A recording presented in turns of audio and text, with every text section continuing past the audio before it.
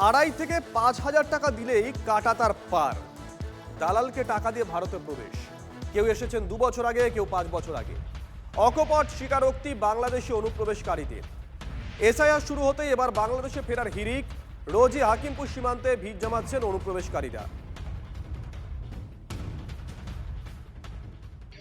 আপনাদের কাছে কি কি ডকুমেন্ট আছে? আমার কাছে বাংলাদেশের হ্যাঁ, আছে, ওই যে ভোটার কার্ডের বাংলাদেশ। চেয়ারম্যানের। আর এখানকার এখানকার কিছু নেই, ওই আজকের মানে দালাল কত টাকা নিয়েছিল? কত টাকা কত করে জানি, এটা 2,500 করে নিয়েছে। কয়জনকে কয়জনকে নিয়েছিল? আমরা তো 4 দিন আসলাম, ঘোষাডাঙ্গাতে ঢুকলাম। গোজাডাঙ্গা সীমান্ত। এতদিন থাকলেন, ডকুমেন্টস করার চেষ্টা করেননি? কেন করেননি? ক বছর ছিলেন? 3 বছর। আর এখন ফিরবেন কেন?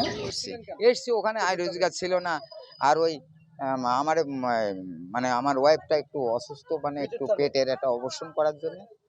এই জন্য আমাদের খুলনা জেলা কয়রা থানা। আজ বলছি পেটের টানে গিয়ে। হ্যাঁ, পেটের টানেই তো এসছি, পেটের টানেই তো এসছি। চিকিৎসার জন্য আইছি। কত বছর ছিলেন? এই ধরো 22 সালে আইছি, হ্যাঁ। আর এই কয় বছর আর কাগজপত্র নথিপত্র এদেশে নেই, আমার নেই। কিচ্ছু নেই। কিসের মাধ্যমে পেতেন? কিসের মাধ্যমে ছিলেন? ওই দালালের মাধ্যমে কত আইছি। টাকা করে নিয়েছিল? 5,500 টাকা।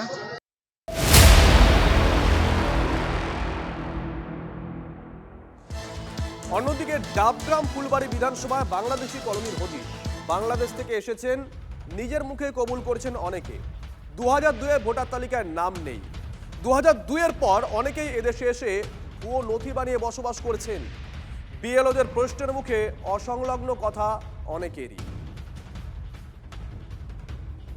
ডাবগ্রাম ফুলবাড়ি বিধানসভা এলাকায় এসআইআর কাজ শুরুর পর বিপাকে বহু মানুষ। এই এলাকায় যারা বসবাস করেন তাদের একটা বড় অংশের মানুষ 2002 সালে এখানে থাকতেন না। এসআইআর শুরু হওয়ার পর 2002 সালে তাদের ভোটার তালিকায় নাম কোথায় ছিল তা বলতে পারছেন না অনেকেই। বিএলওরা বলছেন এই যে ভোটাররা, এদের একটা বড় অংশ ডাউটফুল, কারণ এরা যেমন 2002 সালের নাগরিকত্ব সংক্রান্ত কোনো তথ্য দিতে পারছেন না, তেমনি কেউ কেউ আবার যে তথ্য দিচ্ছেন সেই তথ্য সন্দেহ তৈরি করছে। আমার হাতে যেমন একটা ফর্ম আছে, এই যেমন একজন ভোটার যিনি তার ফর্ম ফিল আপ করেছেন, বর্তমান ভোটার তালিকায় তার নাম আছে, কিন্তু 2002 সালে কোথায় তিনি ভোটার ছিলেন বা তারা তাদের কেউ ভোটার ছিলেন কিনা তাদের